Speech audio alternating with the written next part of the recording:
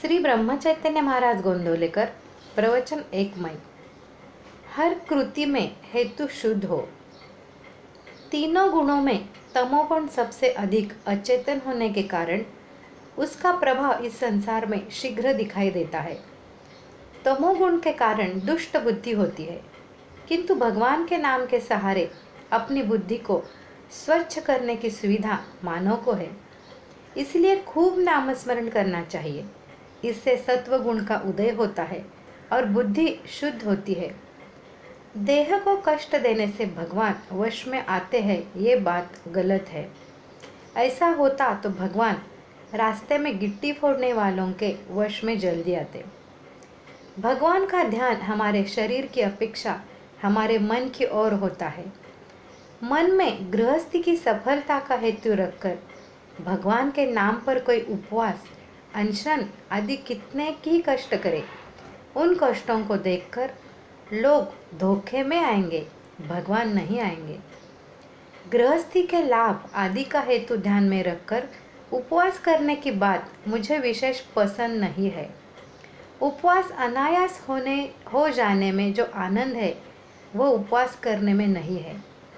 भगवान के स्मरण में हम इतने तल्लीन हो जाए कि हमारे मन में ये भाव पैदा हो जाए कि हम सदा भगवान के पास ही वास कर रहे हैं।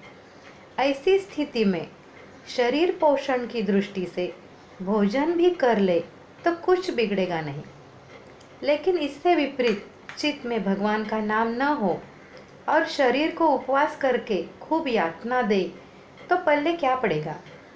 निर्बलता के सिवाय और कुछ नहीं। कुछ लोग पागल होते हैं। हम उपवास क्यों करते हैं ये इनकी समझ में नहीं आता।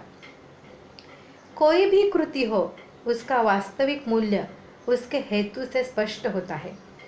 हेतु शुद्ध हो तो फिर कृति चाहे कभी भले ना भी हो तब भी भगवान उसे बुरा नहीं मानते। लेकिन हेतु शुद्ध न हो और कृति भले ही बहुत उत्तम हो तो भी भगवान उससे दूर ही रहते हैं। मनुष्य का किया हुआ उपवास यदि निष्काम हो और वह केवल भगवान का स्मरण अंतःकरण में निरंतर रहे, इस हेतु से किया हो तो वह बहुत ही उत्तम होता है। निष्काम कर्म का बहुत ही महत्व है। भगवान के लिए भगवान चाहिए ऐसी हमारी वृत्ति हो, बल्कि नामस्मरण करते समय साक्षात भगवान भी हमारे सामने आकर खड़े हो जाए और हमसे पूछे कि तुम्हें क्या चाहिए, तो हम उनसे यही मांगे कि आपका नाम ही हमें दो।